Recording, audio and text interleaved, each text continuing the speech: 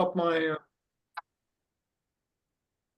tell me when you want me to pop up my, PowerPoint. You gotta hit got it. Huh? Got it. Okay, got it. Yeah, I think you can go ahead and share your Okay. screen, Arlen.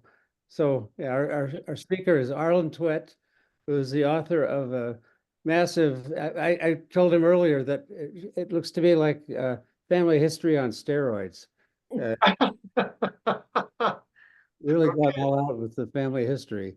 And kind of I think a lesson to all of us. You know, we all have a lot of this information, and we should be putting it into a form that we can pass on to children, nieces, nephews, and whoever who may not be interested in this stuff today, but after a while they probably will get interested.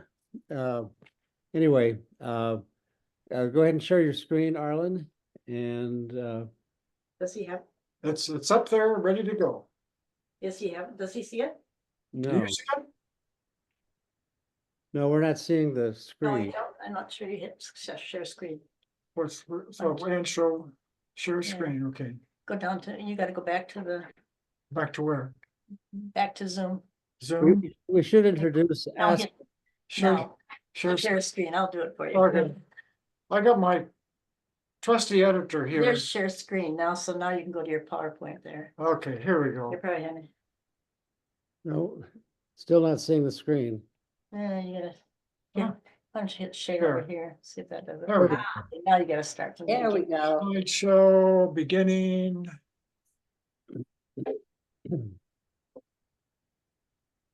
It's not going from the beginning. What's going on there? Says you are screen sharing, but where does it say? Your screen sharing. Where does your from current slide from beginning? Yeah. There There you we go. go. Okay, Okay. okay, here we go. Thanks, Joel, for your introduction, and thank you for inviting me to speak about a history project I started in 1995, the Central Iowa Norwegian Project, the goal of which was to publish a history of the first 50 years of Norwegian immigrant settlement in Central Iowa. Some of your members may know I am presenting at the same time that Iowa's most famous women's basketball player, Caitlin Clark, is playing in the NCAA women's basketball tournament. So there's a little competition between her and me, and I think I know who's going to win.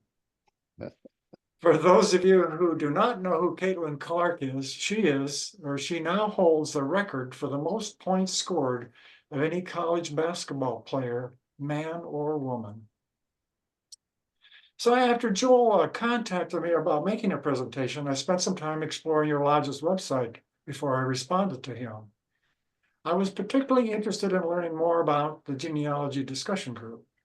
When I looked at the list of your YouTube presentations, and those that you've heard, I was drawn to Dana Kelly's presentation on writing your family history. I thought it was an excellent presentation, especially the different examples she used to illustrate her point about there being so many different ways to write a family history.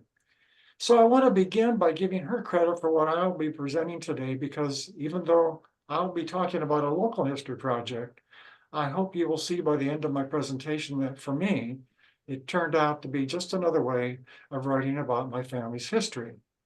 And if you have questions during my presentation, please type them in the chat box and I'll be glad to answer them later. I think when the general public is asked about Norwegian immigrant settlement in Iowa, I suspect most people think about the Norwegians who settled in northeast Iowa, near Decorah, where the Vesterheim Museum is located and where the Nordic Festival is held each summer.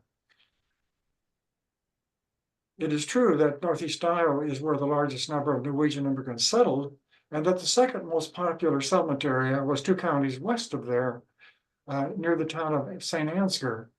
Fewer people know that by 1870, Central Iowa had become the 3rd most popular settlement area for Norwegian immigrants in Iowa. Central Iowa has not gone unnoticed by Norwegian immigrant historians, however. Here's what Carlton C. Quayle states in his book, Norwegian Settlement in the United States, published in 1938.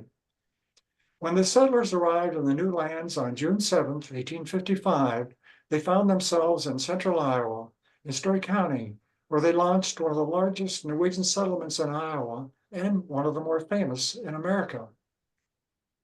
I've never found an explanation of why Quayle thought it was one of the more famous in America, but I believe it may be because of an article the Norwegian American novelist O.E. Rolvog published 11 years earlier in 1929. In the article entitled Vikings of the Middle West, Rolvog used the group of Norwegian immigrants who moved from Lisbon, Illinois, and settled southwest of Cambridge, Iowa in 1855 as an example of the romantic spirit of the immigrants who threw themselves blindly into the impossible and accomplished the unbelievable.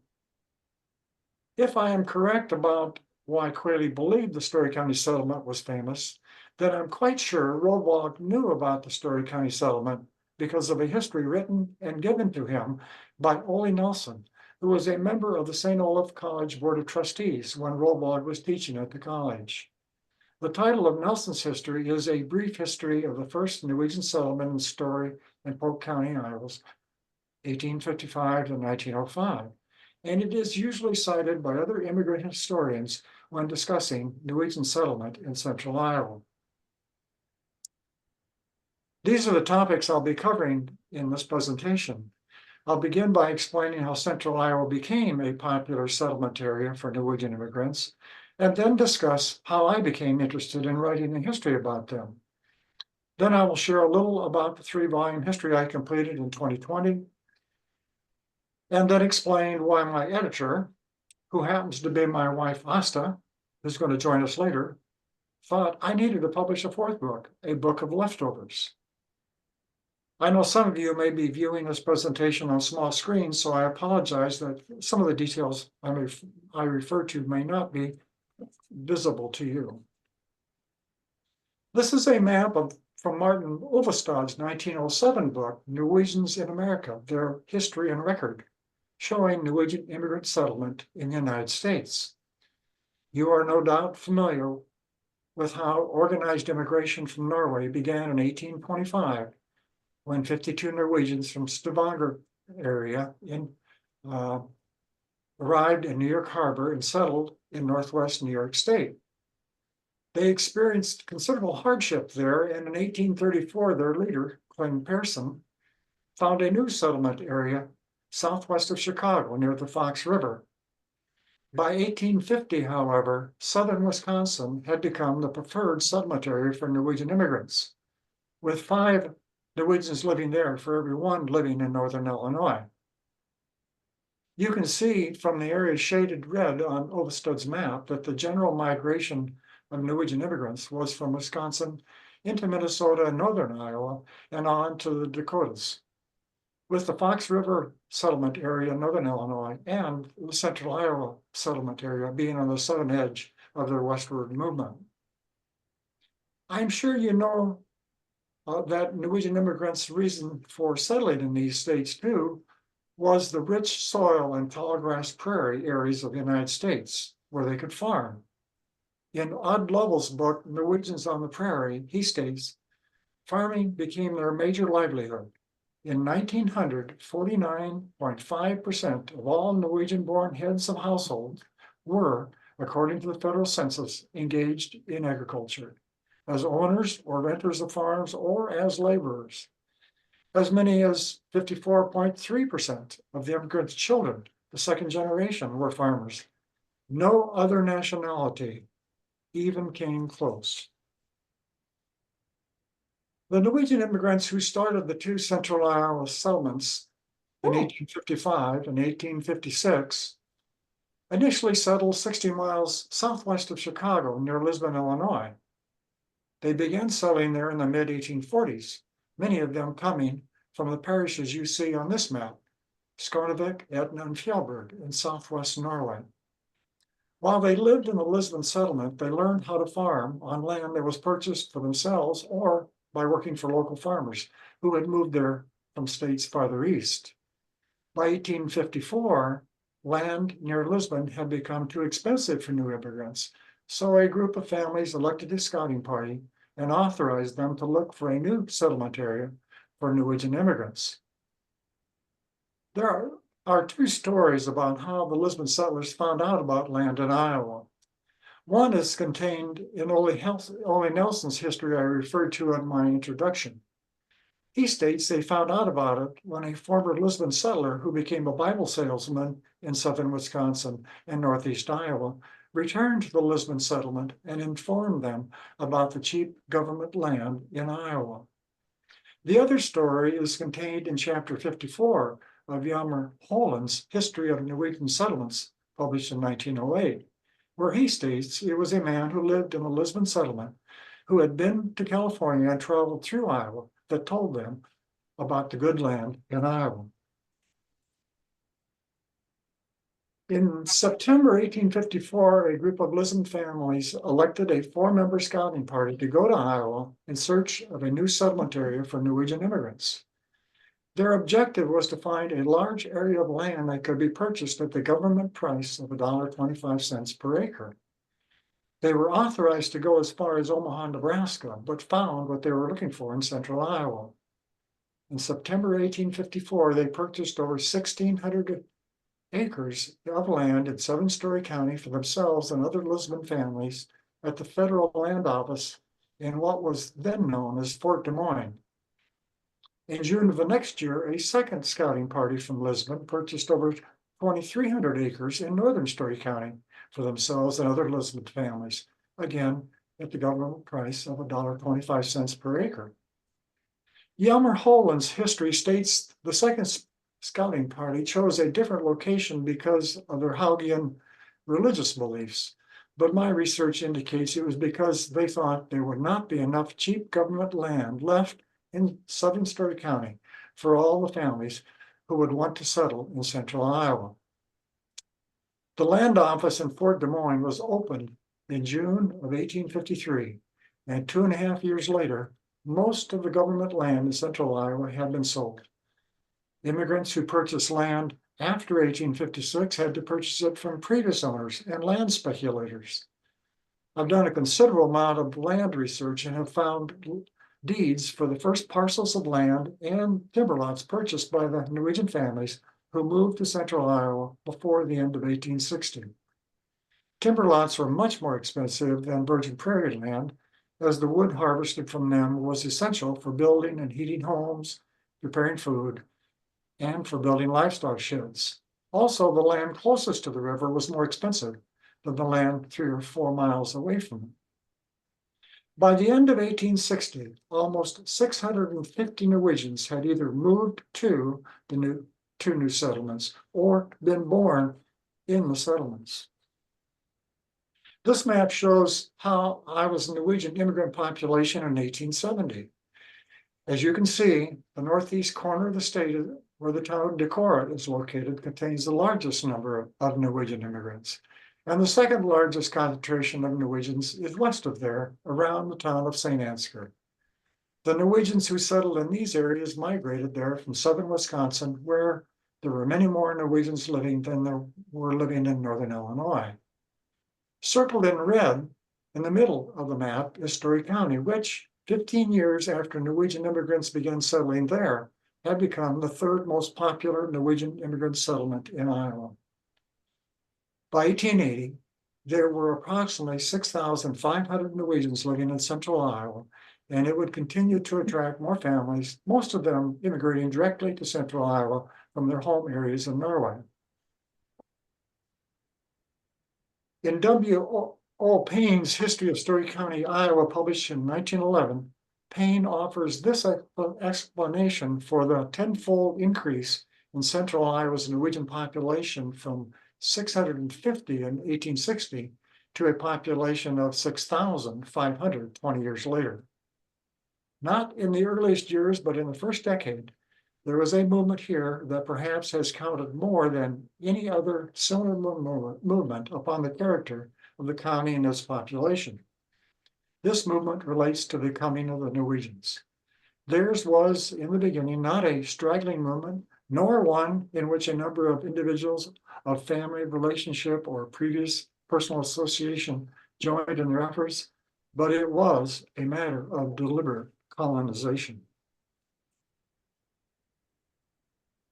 This is a portion of an early Iowa map showing the 4 counties in central Iowa where the Norwegians I study live: Story, Polk, Hamilton, and Hardin counties.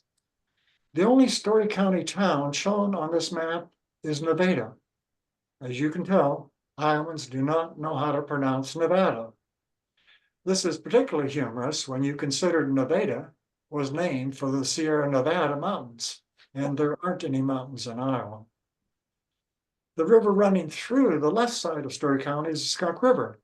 It begins in southern Hamilton County and runs through Story into Polk County and eventually southeast into Iowa's largest river, the Des Moines River. The previous map showed the first Central Iowa Norwegian settlement started in 1855 in southern Story County on the west side of the Skunk River. It quickly spread across the county line into northern Polk County and eventually encompassed all the area in the western border of Story County. The second Central Iowa Norwegian settlement was started on the east side of the Skunk River in northern Story County in 1856. It too quickly spread north into southern Hamilton County, then to the west side of the Skunk River, and then farther east into southwest Hardin County. By 1900, there were approximately 12,000 Norwegians living in central Iowa, with 3,000 of them living in the southern settlement and 9,000 Norwegians living in the northern settlement. It is also important to note that the Norwegians living within this region organized 45 Lutheran church congregations, 16 of which are still in existence today. I wrote about them in volume 3 of my history. English language services were introduced in a few of the churches in the mid-1890s, and this trend accelerated prior to and during World War I. The last congregation waited until 1946 to stop offering a Norwegian language church service. This is a photograph of the farm I grew up on that hangs on a wall in the entrance to our home. Our 160-acre farm was 4 miles south of the town of Roland, and I often look at the photograph and think about the years I lived there. I was born in 1944 when the threshing machine still came to our farm to thresh the oat bundles my father stacked in the field. The yellow portion of the photo on the left side of the big red barn was one of our oats fields that year. After part of our barn's haymow had been filled with straw, the threshing machine was moved to the oats field where the rest of the oats were threshed.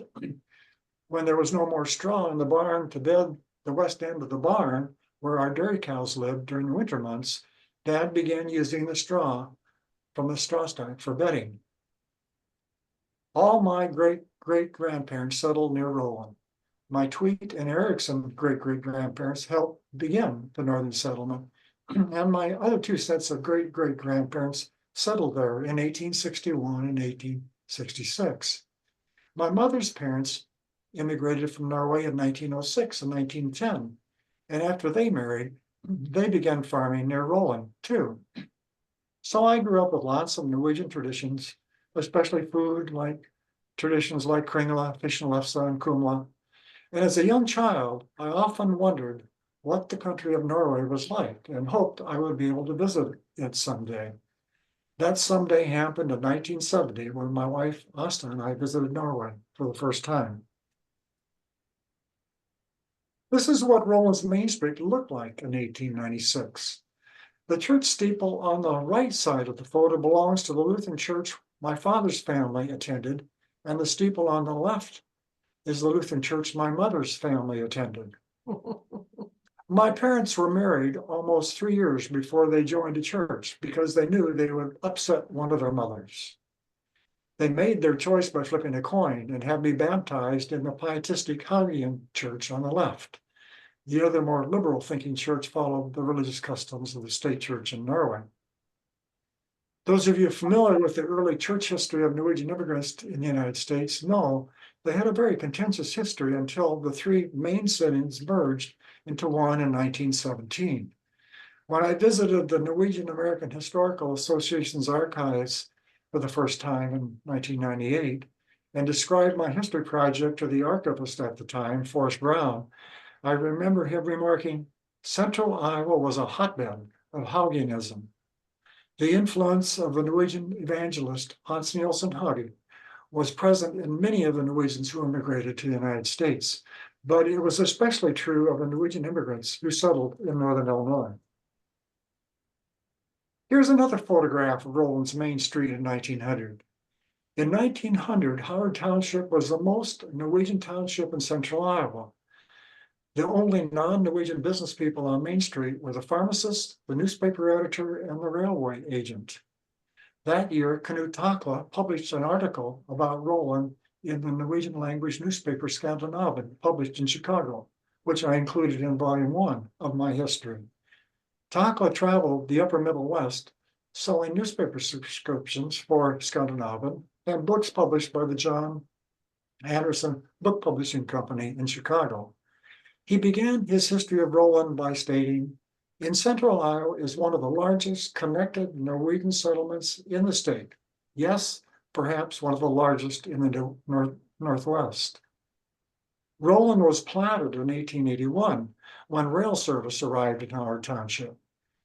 It was platted on 30 acres owned by my Erickson great-great-grandparents, and their log cabin and their new barn behind it can be seen in the upper left portion of the photograph.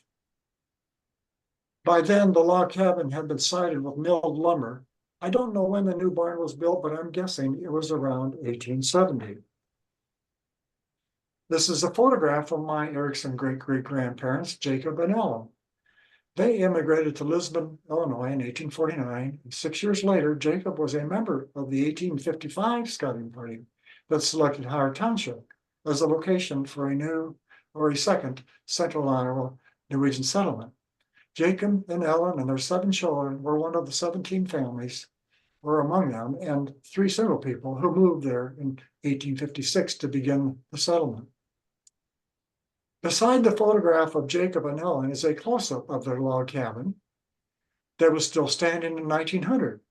Their new barn sitting behind the log cabin, and their old barn, which had now been moved a block east and was now sitting on Main Street and being used in a blacksmithing and wagon making business. A 1935 newspaper article states the barn was 75 or more years old, indicating Jacob and his sons built it soon after they settled in Howard Township. The logs for the building came from a 10-acre timber lot Jacob purchased beside the Skunk River on his 1855 scouting trip. Ellen died in 1878 and Jacob died 3 years later. In 1887, their old barn was sold to Paul Knudsen, the man on the right side of this photograph, and he continued to conduct a blacksmithing and wagon making business in it for 35 years. The next use of the building was for an egg produce business before Knudsen had the building torn down in 1935 to build a new automobile service station in its place. One of my childhood memories is going to the service station with my father, which makes me wonder when my father went to Knudsen's blacksmith shop with his father many years earlier, if Dad knew he was inside the barn his great-great-grandfather Erickson built in the late 1850s. All of my Norwegian American ancestors are buried in the Roland Cemetery. And this is the cemetery where my wife Asta and I will be buried too, to her chagrin, as she is 100% Danish American and is just not sure how she feels about being surrounded by all the Norwegians.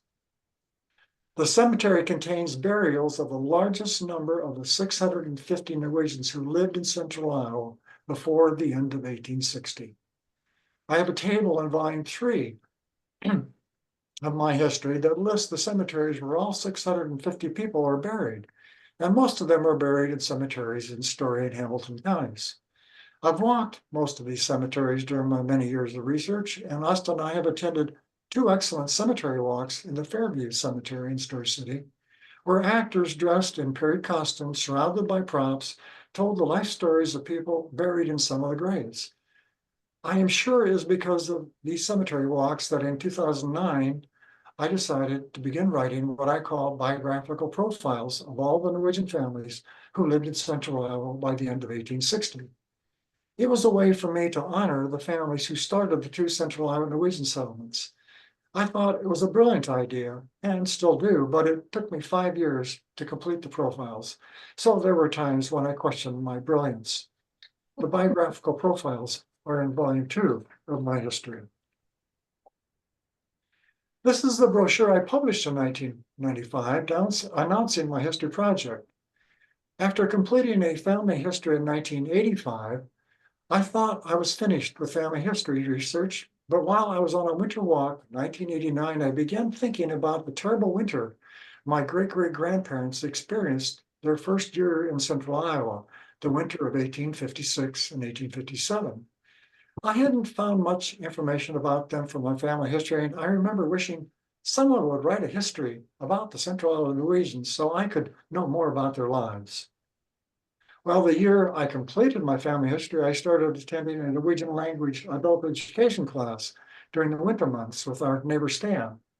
Our first class was in Des Moines, but then a Norwegian language class was offered at Story City, and we began attending classes there. We did that for 13 winters and had a lot of fun doing it. Made some great friends and learned a little Norwegian too. While I was researching and writing my history, I had learned quite a bit about the history of Norwegian immigrant settlement in Central Iowa, and I would occasionally share bits and pieces of it in class. Two of our classmates, Ted and Doris, were active in the Sons of Norway Lodge in Story City, and they asked me to give a historical talk about the coming of the Norwegians to Central Iowa at one of their meetings.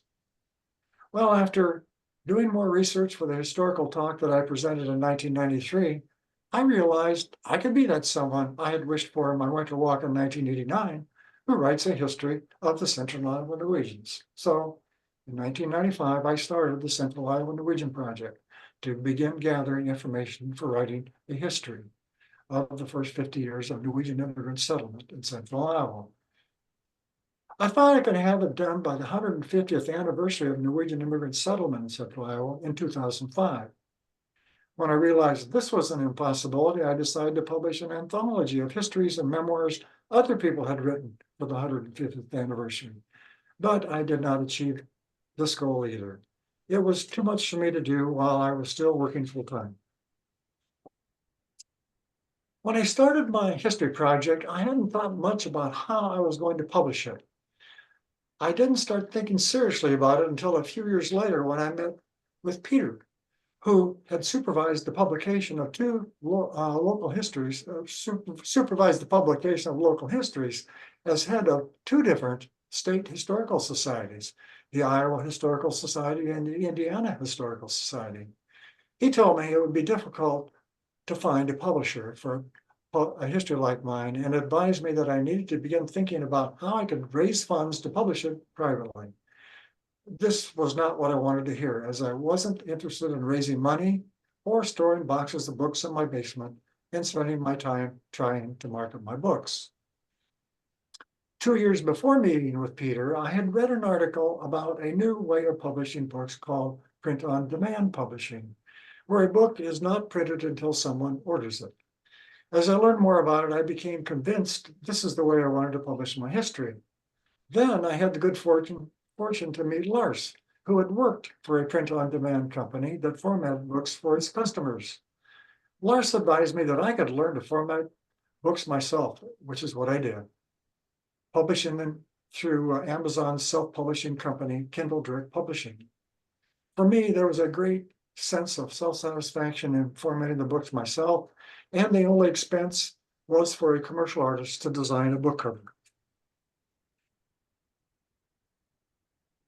The 3 books contain my history of the first 50 years of Norwegian immigrant settlement in Central Iowa. Each volume begins with a signature piece by me, followed by shorter histories and memoirs written by other authors.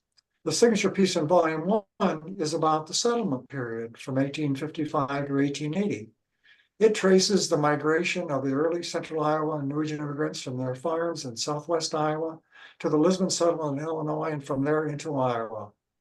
It ends in 1880 when farmers could no longer let their cattle graze on the open prairie and had to keep them fenced in on their own land. The agricultural production information on Schedule 4 of the 1860 census helped me describe in great detail what life was like for the early pioneers living in a subsistence economy before rail service arrived in Story County in 1864. The signature piece in volume 2 is about the early pioneers, the 650 Norwegians who moved to Central Iowa or were born there before the end of 1860. It begins with demographic tables describing them, and the remainder of this piece consists of biographic profiles of the 97 Norwegian families enumerated on the 1860 census. The profiles contain information about the farms each family immigrated from in Norway, the ships they traveled on, when they moved to Central Iowa, the cost of their first tract of land and timber lot, and where they are buried. The signature piece in volume 3 contains my town building history, where I describe how farming and farm life changed when modern agricultural machinery became available after the Civil War, and how rural life changed when additional rail lines entered Central Iowa in the early 1880s. My town building history explores such topics as farming and farm life, religion and church life, educating the next generation, seeking a political influence, and rural life after 1900. And as I said, each volume contains important histories and memoirs by other authors describing what life was like in Central Iowa during the first 50 years of settlement.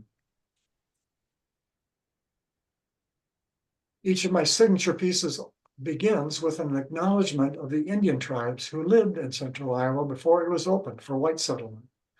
The Iowa tribe, for whom the state of Iowa is named, had lived in the land between the Mississippi and Missouri rivers for centuries. In the early 19th century, they were living in southeast Iowa until the Sauk and Meskwaki tribes gained control of southeast and central Iowa, forcing the Iowa to move to Nebraska. Then in 1842, the Sauk and Meskwaki tribes signed a treaty with the United States to leave the state by the fall of 1845, the year before Iowa became a state. After their removal, some of the Meskwaki wanted to buy land in their former permanent settled area, 2 counties east of Story County. And in 1856, the Iowa legislature passed a law allowing them to purchase land. They resumed their former way of life of growing and harvesting their corn, beans, and squash, and in the fall, moving to smaller rivers and creeks east and west of the Iowa River to hunt and trap. One of their favorite rivers was the Skunk River, where the Norwegians lived. During my research, I frequently came across references to their presence in local and family histories, and in 2012, I published them in this booklet. Before publishing it, I spoke with the Meskwaki tribal historian, Jonathan Buffalo, and he encouraged me to write an article about the Meskwaki. I told him I did not feel comfortable writing about a culture that was unfamiliar to me, but later I decided it was important to write about their history and their interaction with the Norwegians living near the Skunk River. Their history is also built in volume 2, and I'm very appreciative of Jonathan's approval of what I published. There is also a journal article about my collection of pioneer references on the internet written by the Meskwaki specialist in the office of the state archaeologist of Iowa. Nehemiah Chernogle is a person I consider to be the preeminent historian of Central Iowa's immigrant history, Norwegian immigrant history, especially the history of the area northeast of Story City. In 1864, Nehemiah's parents settled on a farm in that area where Nehemiah was born in 1868. During the early 1920s, Nehemiah published a series of 80 newspaper articles about pioneer life in the Story City Herald. Then during the 1930s and 40s, he published 4 more articles about pioneer life in one of Iowa's historical journals, the Palimpsest. And then during the early 1950s, he published 8 articles about pioneer life in another journal, the Annals of Iowa. The articles in the Palimpsest and the Annals of Iowa are also available on the internet. And his grandniece published some of Nehemiah's 1920 newspaper articles in a book entitled The Passing of the Prairie by a Fossil. I published 2 of Nehemiah's pioneer stories in volume 2, and his grandnephew, whom one of you know, Peter Harstad, wrote a biography of Nehemiah, which begins with these words describing various aspects of his life: musician, farmer, writer, and world traveler. Nehemiah grew up in a musical family, and as a young teenager, he and his two brothers and four other neighbor boys organized the Riverside Band, a band that became known throughout Central Iowa. In 1892, Nehemiah went to Europe to study music, but as his grandnephew states, he lost focus and began traveling until he returned home the next year. In 1910, Nehemiah returned to Norway, where he had the honor of hearing his composition, the Roosevelt Overture, played in Oslo when Theodore Roosevelt received the Nobel Prize. I would not have been able to publish my history of the Central Iowa Norwegians without the help of many people, too many to acknowledge here, but I do want to say Mankatus Tak to a few who have become our friends during my research.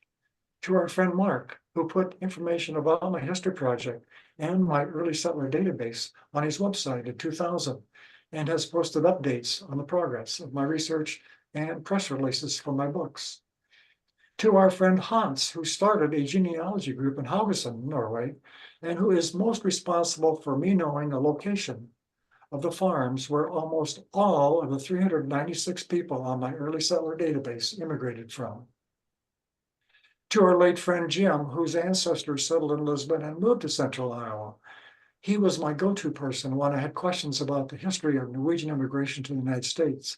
And he is also the author of Lisbon, Illinois, Gateway to the West, which I published in volume 1.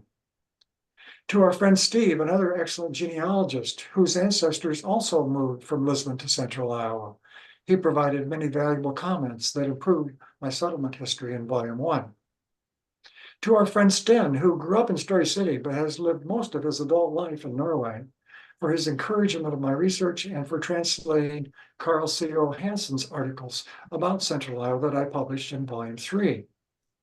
To my cousin Anna and her husband Jarla, who also live in Norway, for translating 2 journal articles published in Norway that I published in volume 3. And to those people who have given me permission to publish cherished histories and memoirs, I again say Mankatus Tak.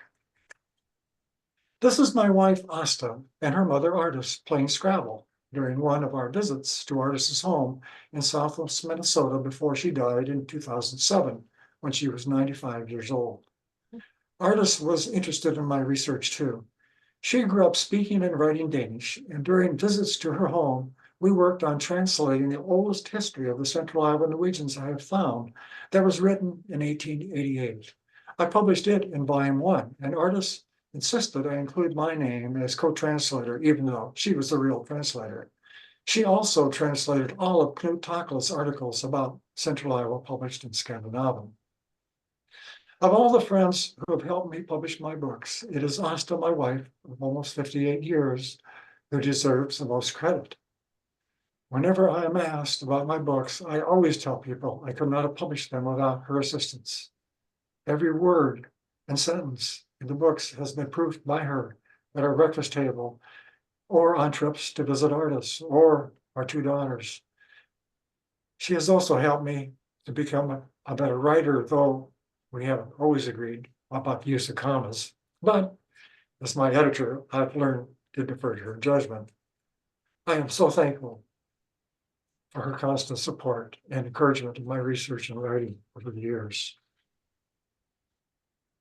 This is the title of another book I'll be publishing, and you should know that publishing it was not my idea. I was frankly relieved to have finally published the history I had hoped to publish in 2005. But my editor thought differently. She was disappointed that I had not been able to publish some pieces that I had originally planned to publish, so she talked me into publishing what she refers to as a book of leftovers. The only pieces I was disappointed in not including in my 3-volume history were her mother's translations of Knut Takla's reports about Central Iowa, he published in Scandinavian. Takla immigrated in 1885, and the next year he began traveling, as I said, into Norwegian settlements throughout the upper Midwest, selling newspaper subscriptions to Scandinavian and books published by the John Anderson Publishing Company in Chicago.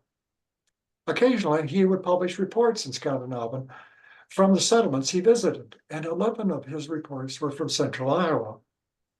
After living in the United States for 22 years, Takla returned to Norway in 1908, where he became a member of the Norwegian Society for the Restriction of Immigration, an organization that believed that the main problem facing agricultural production in Norway was the extreme labor shortage, a result of the heavy immigration to America. In 1913, Knut Takla published a book in Norway, a book entitled The Norwegian People of the United States. These are quotes from his book. The descendants of these giants, men and women who immigrated 40, 50, 60 years ago, are pale, anemic, and weak individuals who cannot endure any real exertion and are susceptible to all kinds of diseases. Immigration should have been shut off in 1890, and that should have been the end of it. The many opportunities that had been in the United States and that some people here in Norway still believe are there are now pretty much all exhausted, and very few opportunities can be had. Well, when I learned about the contents of Takla's book, I think you can see why I just knew I had to write a biography about him to include with artists' translations of his reports from Central Iowa. I should probably also confess that researching and writing a biography of Knut Takla is an example of one of many interesting topics that have distracted me over the years and interrupted and delayed the publication of my 3-volume history. After selecting pieces to include in a book of leftovers, there was room for more material, and I knew exactly what I wanted to fill the book with. I could write biographies of the 2 most notable Central Iowa Norwegian politicians of the late 19th and early 20th centuries, the Honorable Ole Nelson and the Honorable Ole O. Roe. Ole Nelson was a very successful business person in Slater, Iowa, who served 2 terms in the Iowa legislature as representative of Story County during the 1880s. He remained active in Republican Party politics and later in life was sergeant at arms in the Iowa House for 14 years. He was a Civil War veteran who became state commander of the Iowa Grand Army of the Republic in 1927, and in 1935, he was elected national commander of the GAR at the age of 91. Ole O. Roe was the Story County superintendent of schools for 10 years during the 1880s before being appointed deputy auditor of Iowa in 1893, then chief clerk of Iowa's insurance department in 1902, and then Iowa's first state fire marshal in 1911.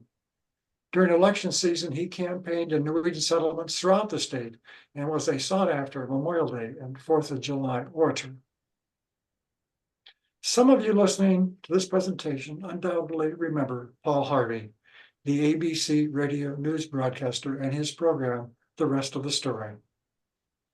Before concluding his stories on a variety of subjects, he would interrupt the telling of the story with time for a commercial break. When he returned on air, he would begin by saying, "And here is the rest of the story." Well, my biographies of the Honorables Ole Nelson and Ole O. Roe became so long that they required yet another book, which will be published before I published my book of leftovers. I live close to the Des Moines Research Center for the State Historical Society of Iowa, and this is where I've done most of my research. Initially, it involved looking for obituaries for the 650 Norwegians who lived in Central Iowa during the first 5.5 years of settlement. As a result of that research, I realized how valuable reading several newspapers up through 1905 would be to writing a more complete history of the Central Iowa Norwegians. I started reading these newspapers systematically after I retired in 2004, and it took me the next 15 years to complete this part of my research. The only way I did it then was sitting in front of a microfilm reader at the research center. But today, many local newspapers have been digitized and can be read online. I thought a lot about this change as I was searching for the names Ole Nelson and Ole O. Roe while doing research on my desktop computer for my biographies about them. Before deciding to start the Central Iowa Norwegian Project, I spent a lot of time thinking about what I would have liked to have learned about my ancestors' lives who lived in Central Iowa during the second half of the 19th century. These topics became the focus of my research, and as I wrote my settlement and town building histories, I constantly thought about what I would have asked my ancestors about their lives had I been able to talk to them in person. I wanted to provide the reader with information they could use to imagine what their ancestors' lives were like who lived in Central Iowa during the first 50 years of settlement, when they, like me, did not have letters, diaries, or memoirs written by them to pass on to the next generations. Some people wonder how I've been able to stay focused on my research and writing. In addition to the incredible encouragement and support I received from my editor, some of the credit goes to this person whose book, A History of the Pioneer Era on the Iowa Prairies, I discovered when I began researching my family's history in 1977. I am a person who needs to understand the big picture before I can fully understand details within it. And this book gave me a frame of reference for investigating my family's history and later for writing my history of the Central Iowa Norwegians. Julian McFarland died in 1969, and in a tribute to him, the editor of the Ames newspaper wrote, "His hallmark was a deep and abiding curiosity about any projects in which he became interested." And as one of several examples, the editor stated, one of his activities in retirement had been an intensive interest in the Central Iowa area, and he had as a hobby investigating every corner of Story and adjoining counties. This description explains why I identify with him and have been inspired by him for now over 45 years. This is the family history I published in 1985. As I stated at the beginning of this presentation, writing a history about the Central Iowa Norwegians has been just another way of writing about my family's history. And now that you know that all my Norwegian American ancestors settled near Roland, Iowa, and are buried in the Roland Cemetery, you know the reason why this is true. Becoming a local historian has helped me know more about their lives, and I hope you have gained a greater appreciation for how learning about local history of where your ancestors lived can help you understand their lives better too. My ancestors arrived to this country in harbors in New York City and Quebec, Canada, and came to the Lisbon settlement southwest of Chicago or directly to Central Iowa, where I was born. Your ancestors too entered the US or Canada at some point, at some port, and may have lived in several locations before living where you were born. Researching the local history of those areas may lead you to important information that will help make writing a story about your family more interesting. Some of the families I wrote about in volume 2 of my history lost spouses and children in the cholera epidemic of the late 1840s and again in 1854 while they were living in the Lisbon settlement. It was a scary time for people. Including this information in my settlement history in volume 1 was an essential part of the story and made it more interesting too. I use these quotes at the beginning of my presentation, and they have also encouraged me to stay on task during my many years of research and writing. I am hoping my books will help more Iowans learn about the importance of the Central Iowa Norwegian settlement area and will also be an important contribution to the history of Norwegian settlement in the United States. Here is my contact information. Thank you, Joel, for inviting me to be part of your speaker series, and I look forward to answering any questions you may have. And now I'm going to ask my wife, Asta, my editor, to join me so that you can direct questions to both of us. And you can get out of the, Stop sharing. Yeah. I assume that it's okay with you if I send this presentation out to people and they can, so they'll have your contact information if they. Oh, please do. And of course, the recording will be available on our website. Thank you. And here's Asta. hi. Good to see you. Oh. There's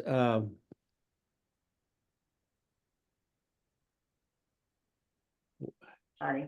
one question in the chat, which I've lost here. there. Um,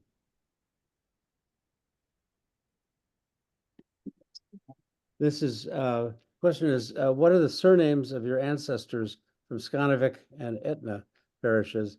And what was the year of publication of Norge i America, which contained that interesting map? That, well, first of all, the interesting map, that was Martin Ulvestad, if you just Google his name, I think it was 1907. And I actually found that map on the internet. So, but I've seen his work too, and his work has been translated into English. It's in my office here, but it's in there too. But surnames, well, my mother's. You're gonna find this interesting. My mother's father's name was Tyndall. And her mother's name was Mortweit. Tveit is a very common farm name in Norway. It means newly cultivated land. I think someone told me that there are 26 farms just in Hordaland, where Skanevik and Fjellberg are located. They're named Tveit. So, but it's even more humorous when you think about my grandma Tyndall. Her maiden name was Mortveit. Well, over here now they say tweet, tweet, and more tweet. Yeah, tweet. Yeah. Tweet, tweet, and more tweets. Yeah. Your comment, the quote you had from somebody who was trying to prevent emigration from Norway Yeah. to the States was really interesting. Yeah, no, it was interesting to me too. And here's just a little bit more about Knut Takla. He married somebody. She was a church organist in Roland, Iowa. And then they had 2 children. I think they had 2 children there. And then he inherited his farm back in Norway. And so he moved his family back there before he actually moved back there permanently. He also traveled around Norway, and his farm is near Voss. And he also traveled around Norway with giving lectures, and he had this movie projector that he showed pictures. I had read about, was in the museum there at Voss. So we went to Voss one time to see this. We couldn't find it in the museum, but anyway. So yeah, so he had deep connections with Roland, and that's why he wrote a very nice history about Roland. He liked it when he was here. Yeah.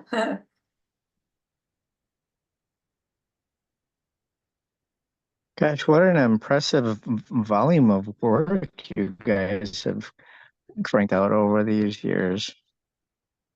I bet I could sit down for a few hours with you guys. I'm from Fort Dodge. All my family is You're from Fort Dodge. Well, you're not that far away.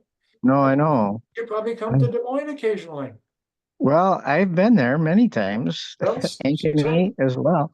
I've been to the Roland Cemetery where Ben Jacobson is buried. I looked for it and found him. I have a great aunt that lived in Story County, and they're buried at the South Petrie Cemetery. And I don't understand why that little bitty cemetery is out away from everything. Do you know any history about that? I can't tell you the history about the cemetery, but that cemetery, but well, they didn't always have the best places to find cemeteries, and somebody had to donate the land. There's a cemetery north of Story City, Bow Cemetery, that it wasn't near the road, and it was right along the Skunk River, and you know how rivers can be, they can change course. Right. And some of those graves actually were washed away. But and by the way, Alan, I looked at the YouTube of your talk you gave last month, just yesterday, and I wrote Joel that I hadn't thought about Stebner for some time, some years actually. But I couldn't believe all the places you've gone to. You really get around. I I guess I don't remember saying where I was. Oh, yes. Well, I kind of got the impression that you like to go to, you've gone to uh, a number of Stebner Oh, meetings, sure. as well Yeah. as some of the Norwegian attractions around. Yes. Now I find out you live in Fort Dodge. That's not that far You away. live in Fort Dodge now? Yeah. I know I was born there. I Oh, you live were in the born in Twin Fort- Cities. Oh, From Fort okay, Dodge. okay. Yeah. Well, anyway, if you're My done, please stop in. I everybody I knew growing up lived in Fort Dodge, Okay. but it was always we always visited because my folks moved away for work fairly early on. But but I have a great aunt, Josephine Olson, who married Jacob Jacobson and moved. They all started in Grundy County, Illinois, Yes. in the just before the Civil War. And Right. then when the kids were old enough and got married, some of them moved to Iowa, and it was Story County and it was Webster County. Yes. And the Webster County branch, if you will, that's me and mine. And we're all from the Hardanger Yeah. area, Kvinherad parish. Sure. The guy that she married was also from the same parish. I don't know if they knew each other back in the old country, but I Yeah. kind of doubt it because she was a little girl when they immigrated. Sure. That's the Hardanger Fjord right up there. Yeah. Oh Yeah. yeah, Yeah. We've been to a lot of places there because we've been to visit my cousins on the Tveit farm. What, 3 or 4 times? Visit my cousin across the fjord at Skronevik, Margan, a few times. So yeah, and we've traveled the Hardanger Fjord there. That's a beautiful, beautiful country. which parish is that? Those farms you're talking about? Well, Tveit is in that's in the Kvinherad. Oh, it It's is. it's right. Tveit is right uh, by Haraldsund, between Uskadal and Husnes. Oh, If you I know was there last summer. I was in this. Uskadalen last summer. Okay, yeah. You could My actually, right in Uskadal, you could see up to the Tweet farm. And here's another, just not to get sidetracked here, but last time we were in Norway, I wanted to, there was a postal road that connected Skånevik and Edna that went over a mountain. And a friend of ours had hiked that the last time he was in Norway. So I wanted to hike that. So I hiked that with our daughter and our youngest daughter and her husband and their 2 children. We hiked the postal road. And then we hiked a portion of it there near Harrison. And it was while we were hiking that, we were told that the immigrant ships from Bergen, when they came to pick up immigrants, to pick them up, to take them to America, the immigrant ships came as far as Harrison. There's a harbor there. They came oh, as far as they came up the Hardanger Fjord to get people to bring them to Bergen to help, and then they boarded a ship to come to the United States. I think it's fascinating how it had to been a lot of letters back home situation where these pockets, like this Hardanger pockets, ended up all in the same kind of Sure. area, and that's why the logs formed a lot of times because they wanted to get together in the summer. They all Sure. knew each other. That's right. Absolutely. There must be like 6 different ways to spell tweet. Yes, yeah, there are. And you'd be surprised how often I'm asked by someone tweet or who knew a tweet if I'm related. Sometimes I can figure it out and sometimes I can't, but there's a lot of tweets around here that are not related to one another. There's a tweet family that lived in the southern settlement was from Rogaland. They were not from Horgen.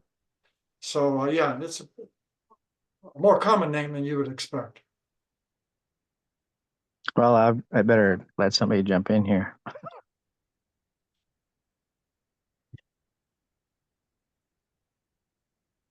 I'm curious about what your next book will be. Well, the next book is going to be the biographies, the two biographies Okay, about these politicians. And it's going to begin with a section from volume 3 that I wrote about seeking political influence.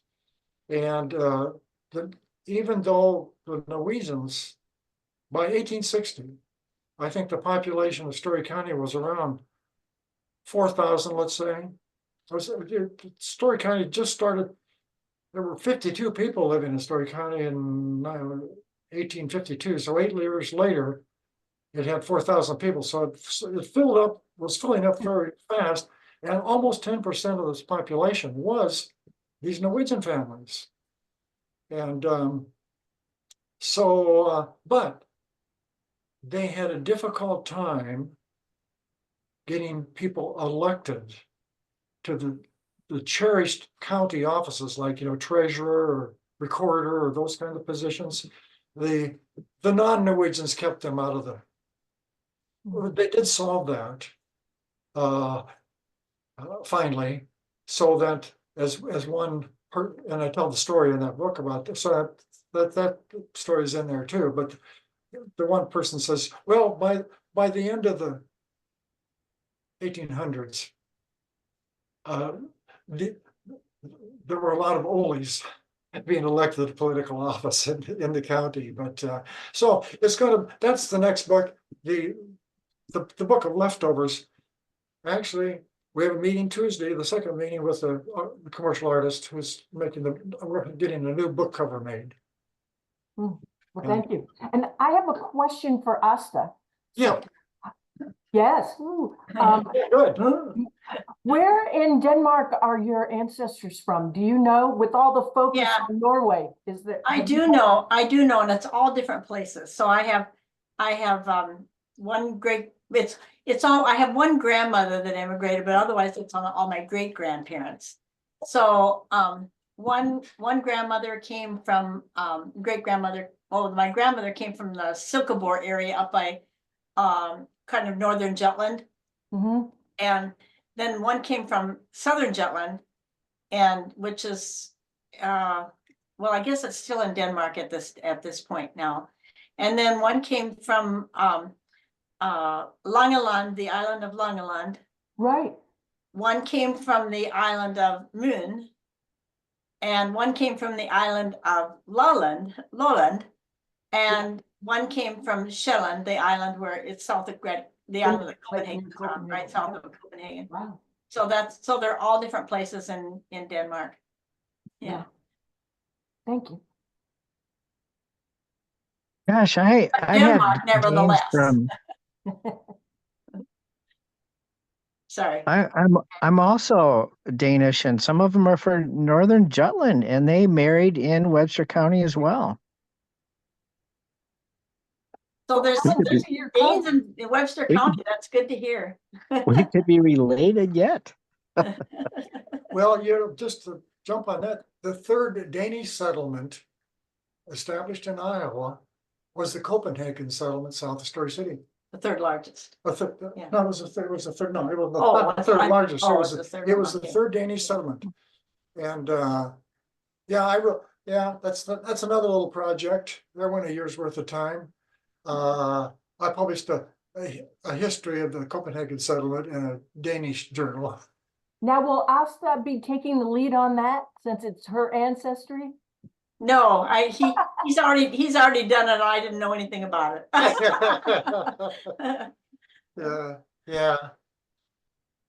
Yeah. But I've never run across Danes in my research up in Webster County, but I'm not surprised. The Danes settled in a lot of different places. I found it interesting. My dad had passed away before DNA tests became available, but I got his sister to take one for me, and we're half and half, Danish and Norwegian, and her Danishness includes this big north-south swath through the Salt Lake City Valley. And I thought, wow, that's strange. We don't have any people out there. How can, what's that all about? And then after I did some research, I learned that the Mormons were kind of on the upswing in the early mid 1800s, and the laws were relaxed a bit in Denmark, and in the religious sense. And so they saw that as an opportunity to go to Denmark and recruit, and they did that, and they did it in northern Jutland. Yeah, So there was a split. There was a split in the early 1800s. I think there was a split in my family, and somebody went to follow Brigham Young, and somebody went to Iowa. Yeah, there were, and actually the Danish Mormons went a lot of different places besides out to Salt Lake City too. Because the town where I grew up in, Askell, Minnesota, is a Danish community, and it's, but there was a small contingent of Danish Mormons there too. Oh, See how And important it is? out to California too. There were a number of them that went to California. That's why it's so important to know the local history of the areas where your ancestors lived. well, it's too bad I have to get this old to learn it. No, I know, but we have to be old to kind of care about it too a lot of times. Yeah. That's kind of one thing that Joel mentioned, at the very beginning. it answers a lot of questions. Well, I looked, my father, my mother, because her parents were immigrants, she wanted to go to Norway. My father had this attitude, well, there's so many wonderful places to see in the United States. Why do we want to go there? She won the argument, okay? So we met them in 1986. We took our daughters to Norway when they were 12 and 14 because we wanted to help them get in touch with their Danish and Norwegian heritage. So we were staying on the Twedt farm. This is the farm where my father's parents were second cousins. His great grandfathers were brothers. They'd been born on that farm that we stayed on, the Twedt farm. And Gunnar, who was living at the time, took us on a hike. And around the farm, as we were walking back to the house, my father told me this has been one of the highlights of his life. Yeah. And I think it just it's just a good example of how important, actually seeing some of these places makes you understand yourself. He said Better. that for the rest of his life. Yeah, he said that. And just doing your genealogical research and really starting to learn more about these ancestors makes you understand yourself better. Yeah.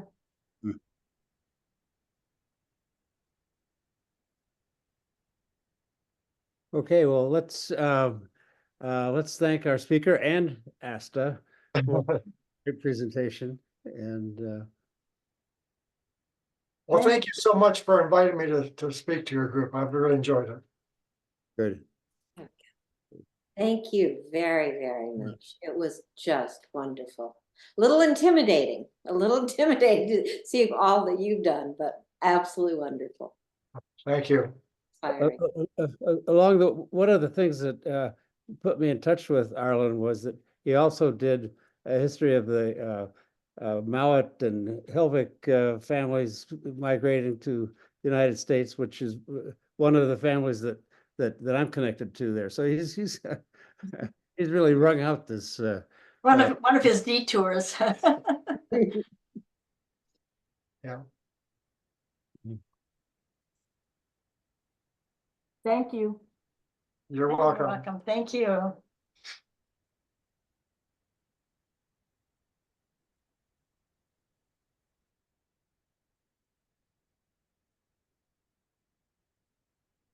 gosh, I got dumped for some reason. I saw you banging on the door, but we let you back in. I wonder what that was all about. That was really wonderful. That was just great. Thank you, Joel, for all that you do. Well, and thanks to Alexis, who's really pitching in here on this stuff. It's nice that you've got a buddy now, the two of you. It's a good thing. Joel, have we bought any of his books for the Lodge Library? Well, I have them.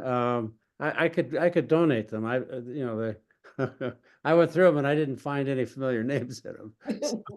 I know. So yeah, I'll donate them to the lodge.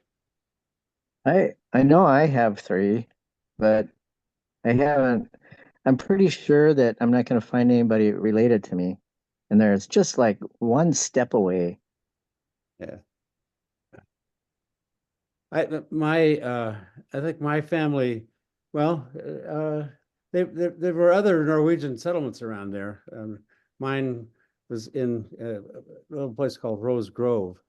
But also then my father's family kind of passed through there on their way to Minnesota, so they wouldn't make the book.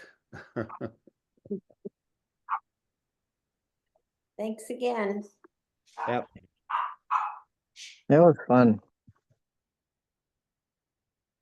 Bye. Now I have to figure out why I can't do this on my laptop. I'm on my phone. Oh, huh. This happened at the history roundtable, the last meeting there too. Huh. But Bill included a passcode or something in his email, so I was able to do that way. But I don't know what changed. When I used click to on your link, I used to always do that, include the full Zoom invitation. So, including the meeting number and passcode and all that kind of stuff. But I stopped. But if people are having trouble using that main link, then I guess I should go back to including some of the rest of that information. might not hurt, but still, I mean, it used to be so easy. Just click on a link and wait a minute. Yeah. It must be at my computer. Something must be. I tried to reload Zoom and I don't know what to do actually. Some kind of a firewall or something. But nothing has really changed along these lines, Mhm. or anything for that matter. I don't that I can think of.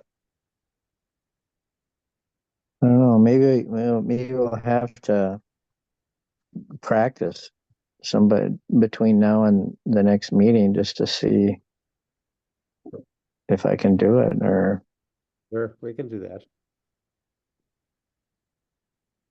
that's pretty fun. So close to home like that. Yeah. What did David? What did you think?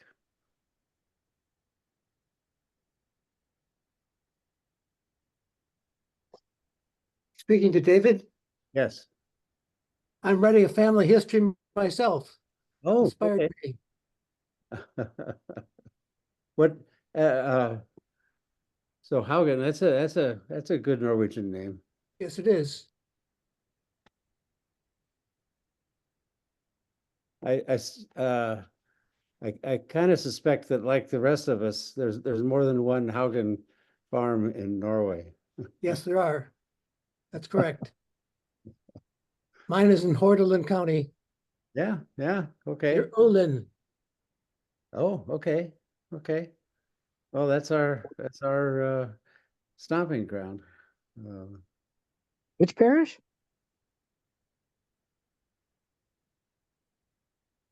Which Finn Herod, or what's the main community, the parish? The municipality. Spelled O with a slash LEN. Okay. Oh, okay. Yeah. Is Yeah. it on the Hardanger Fjord? It's on a fjord. I'm not sure the name of it. Okay. I've spent some time in the Olin Bygdebook.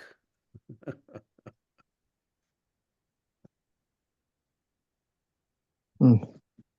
There was a little some strangeness in my mother's tree. Her grandmother was Martha, was given as Martha Hauge. which turned out to be incorrect. And it took me a while to sort that out, but I checked Haugens and Haugens and all the names close to that. I was surprised that Haugians were part of this Central Iowa thing. I thought after they got to the Fox River Valley,